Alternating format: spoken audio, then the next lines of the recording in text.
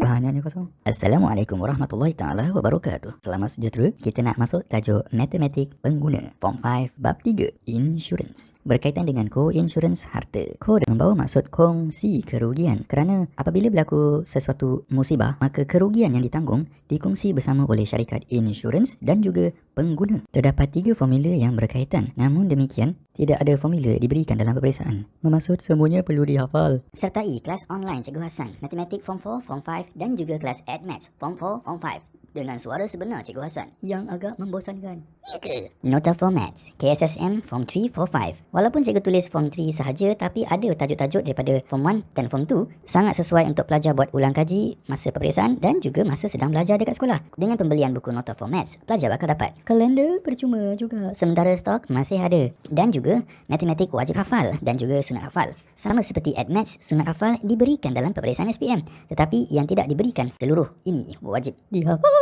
Dalam video ni, cikgu akan cuba terangkan 4 formula yang berkaitan. Yang pertama sekali, berapakah insurans yang harus dibeli? Berapakah insurans yang harus dibeli diberikan dalam formula bersamaan dengan peratus co-insurans darab dengan nilai boleh insurans. Kekeliruan yang sering berlaku ialah perkataan harus dan juga boleh amatlah dekat maksudnya. Kita akan lihat daripada contoh. Tetapi sebelum itu, cikgu nak bagi tips macam mana nak hafal formula ini. Hafallah. I harus kahwin, koin tak boleh, insya-Allah. Untuk pengetahuan pelajar non-Muslim, insya-Allah bermaksud jika Tuhan mengizinkan. Semoga anda berjaya menghafal. Sambung. Pada contoh di bawah, Encik Hassan mempunyai insurans kebakaran untuk rumahnya dengan deductible sebanyak RM9,000. Dinasihatkan untuk pelajar tuliskan maklumat ringkas di sebelah untuk memudahkan pengiraan. Polisi kebakaran itu mempunyai co-insurans sebanyak 85%. Cek. Nilai boleh insurans 1.3 juta. Rumah Encik Hassan mengalami kebakaran dan penilaian kerugian adalah sebanyak RM500,000.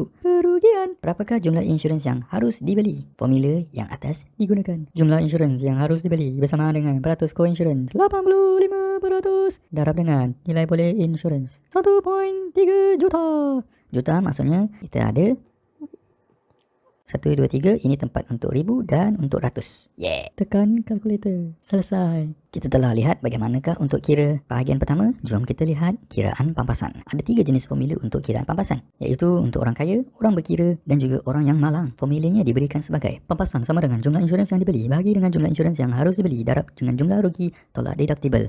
Formula ni panjang dan lagi sekali ia tidak diberikan dalam SPM, maka wajar dihafal. Dengan itu, cikgu nak bagi tips. Tadi kan kita kahwin kan? Lepas kahwin kita dapat anak, ada baby, dan biasanya bila ada baby, semua orang akan berlumba-lumba mendapatkan diapers yang paling berkualiti. So, ini formula berkaitan dengan Pampers. Pampers! Beli! Beli yang mana satu? Belilah jenama yang power-power. Jenama Huggies. Huggies! Kenapa beli Huggies?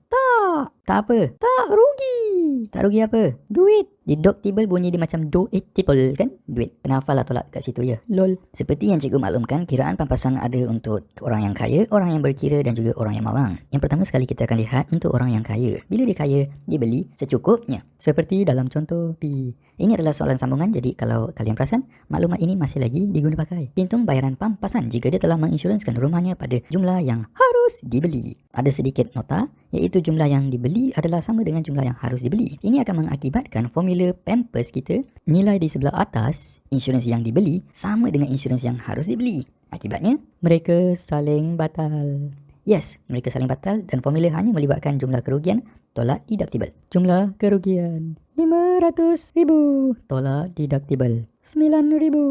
491,000. selesai. Itulah pampasan yang diterima. Pelajar perlu faham bahawa pampasan ini yang dibayar oleh syarikat insurans. Kita ada 2 aspek tau, syarikat dan individu. Syarikat ni kata dia akan bayar 91,000.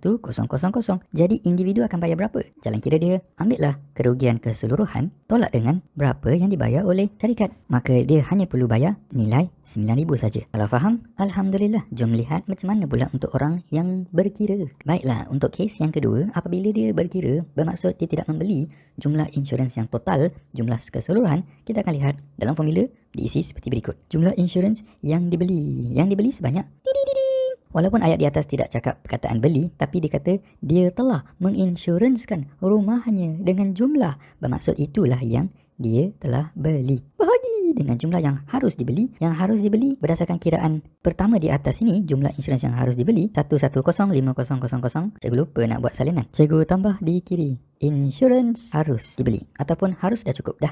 Insurans yang harus dibeli. 1105000 darab dengan kerugian. 50000 tolak deductible.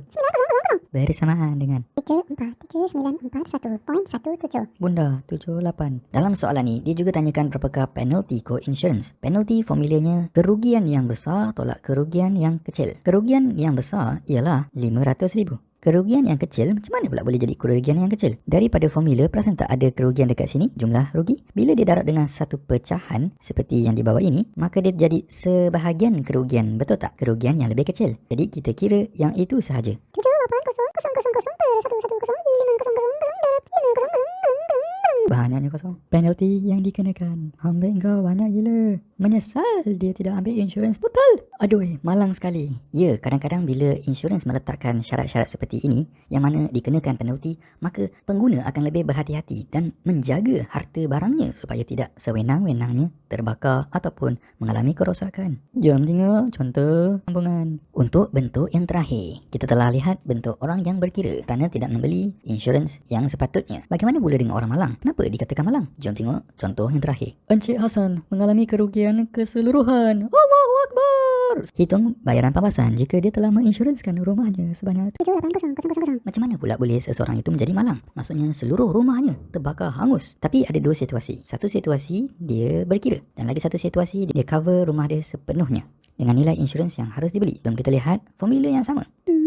Formula yang sama iaitu pampasan. Pampers beli Huggies tak rugi duit. Dekat sini perasan tak soalan dia cakap kerugian keseluruhan, tetapi dia tidak menunjukkan berapakah kerugian total tersebut. Untuk pengetahuan pelajar, jumlah insurans yang harus dibeli bersamaan dengan jumlah kerugian. Formula ni tidak berapa masuk akal. Tetapi kalau pelajar follow cikgu setakat ini, dia akan perhatikan bahawa ada 3 kali kita pakai formula ni, yang mana formula pertama kita batal sebelah atas dengan bawah. Ingat lagi tak? Yang beli dengan harus sama banyak, dia potong. Kemudian, formula yang kedua, dia tak usir langsung. Pakai seperti yang ada. Untuk formula yang ketiga ini, dia potong juga. Tapi potong dia macam mana? Dia potong melintang.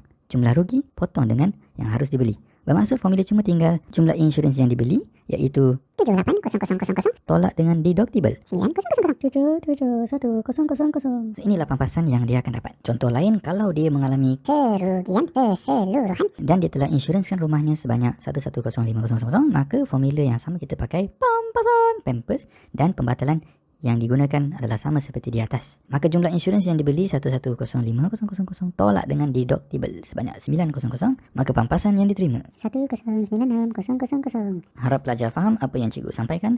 Apa-apa yang tidak faham, luahkan kepada cikgu untuk cikgu perbaiki lagi pada video yang akan datang, InsyaAllah.